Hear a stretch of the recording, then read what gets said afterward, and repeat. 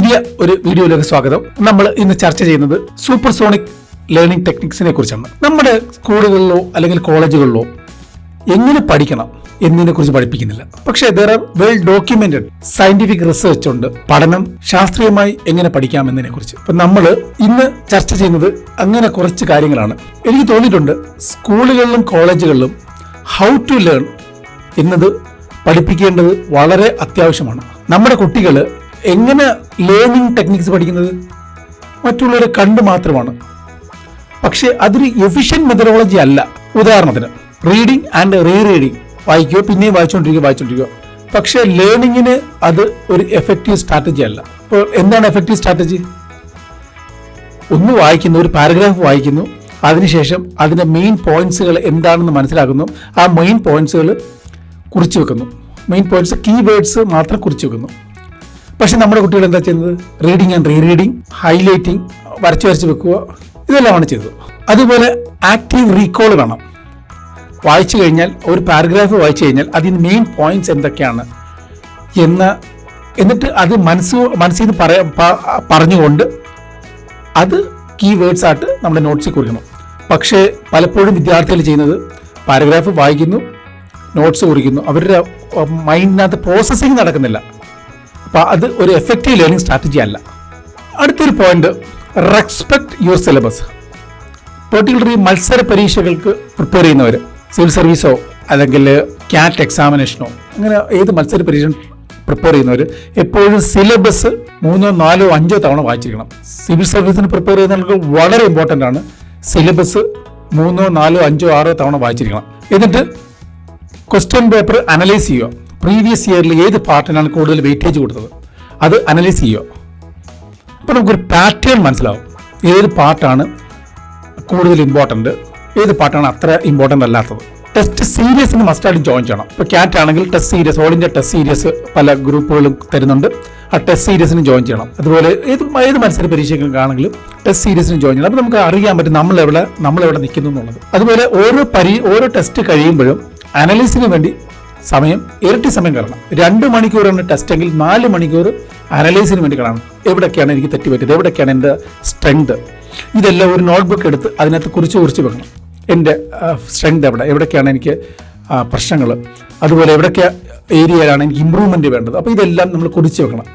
ഇത് നമ്മുടെ ഓരോ ടെസ്റ്റ് കഴിയുമ്പോഴും നമ്മുടെ എഫിഷ്യൻസി കൂടുകയും നമ്മുടെ മാർക്ക് കൂടുകയും നമ്മുടെ എക്സാം വളരെ എളുപ്പത്തിൽ കിട്ടാനുള്ള സാഹചര്യം ഒരുക്കുകയും ചെയ്യുന്നു.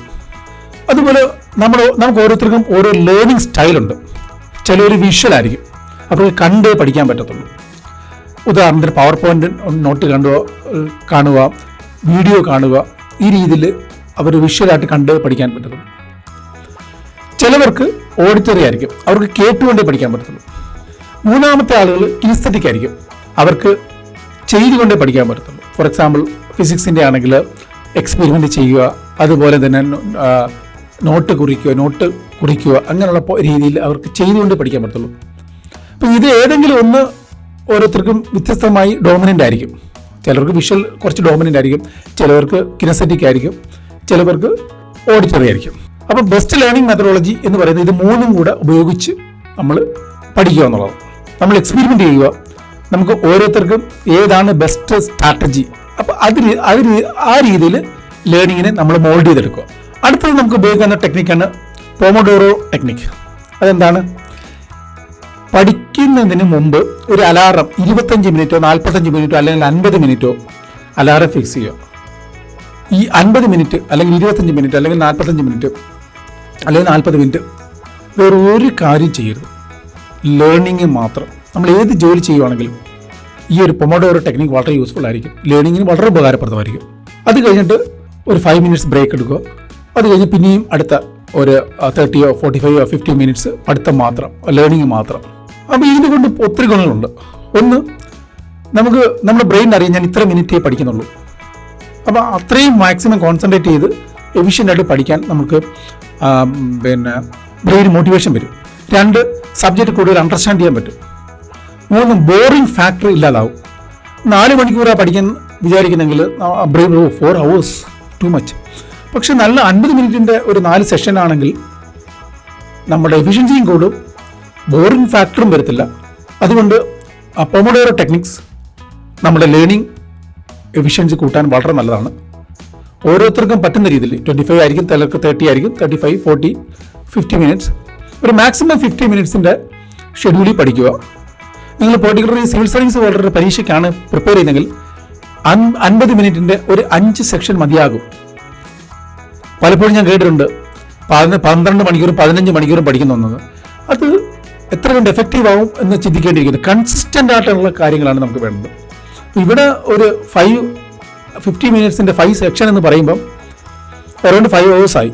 പക്ഷേ ഈ 5 hours നമ്മൾ പഠിത്തം മാത്രമാണ്, ലേണിംഗ് മാത്രമാണ്. അത് മാക്സിമം എഫിഷ്യൻസിയിലായിരിക്കും നമ്മൾ ചെയ്യുന്നത്. അത് കൺസിസ്റ്റൻ്റ് ആയിട്ട് നമുക്ക് ഫോളോ ചെയ്യാനും പറ്റും. അപ്പോൾ ആ ഒരു പൊമോഡോറോ ടെക്നിക്സ് നമുക്ക് ലേണിങ്ങിന് വളരെ യൂസ്ഫുൾ ആയിരിക്കും. അത് എല്ലാവരും ഇംപ്ലിമെൻറ്റ് ചെയ്യണം. അതുപോലെ അടുത്തൊരു പോയിൻ്റാണ് ഡീക്ലട്ടറിങ് യുവർ സ്റ്റഡി സ്പേസ്. പലപ്പോഴും ലേണിംഗ് നടത്തുന്ന സ്ഥലം വലിച്ചു വാരിയിട്ടാൽ ലേണിങ്ങിൻ്റെ എഫിഷ്യൻസിയെ അത് ബാധിക്കും. Clutter of desk means clutter of your mind. Learning table എപ്പോഴും ഓർഗനൈസ്ഡ് ആയിരിക്കുക, വേണ്ടത് കാര്യങ്ങൾ മാത്രമേ വെക്കാവുള്ളൂ. അത് തന്നെ നമ്മളെ കൂടുതൽ മോട്ടിവേറ്റ് ചെയ്യും ലേണിംഗ് എഫക്റ്റീവ് ആക്കാൻ.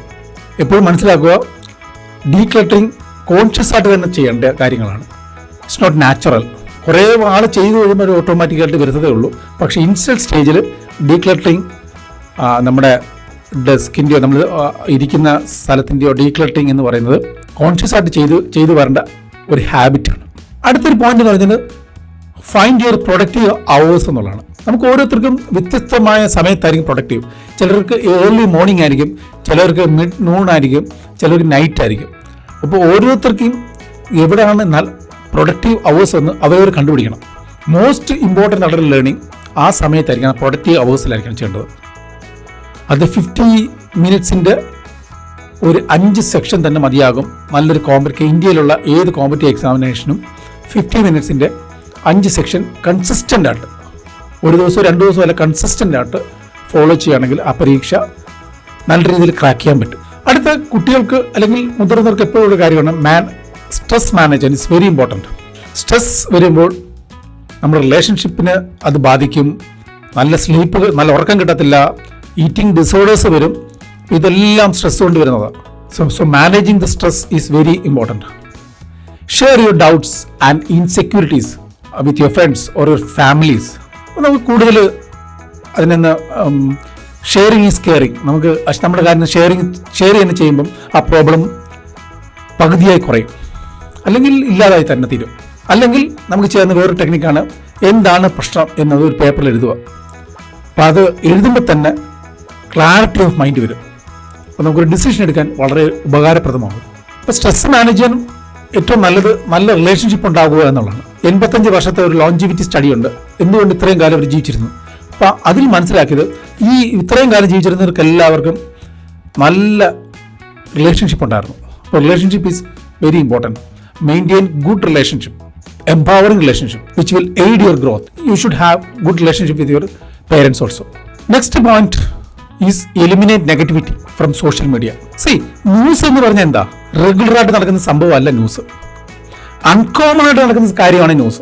ഒരു പട്ടി മനുഷ്യനെ കടിച്ചാൽ ഒരു ന്യൂസ് അല്ല, മറിച്ച് മനുഷ്യൻ പട്ടിയെ കടിച്ചാൽ ന്യൂസ്. ഞാൻ പറഞ്ഞു തന്നത് ഒറ്റ കാര്യമേ ഉള്ളൂ, ന്യൂസ് മീൻസ് അൺകോമൺ. ഇന്ന് നമ്മൾ എവിടെ നോക്കിയാലും സോഷ്യൽ മീഡിയയിലും എല്ലാം നോക്കി കൂടുതൽ നെഗറ്റീവ് കാര്യങ്ങളാണ് വരുന്നത്. അതിനുവേണ്ടി കൂടുതൽ സമയം ചെലവാക്കരുത്. Put a full stop on all this negative news. Negative friends it's very harmful. Negative friends they will kill you. അവരെല്ലാം just avoid them. Next thing is exercise. It's very important.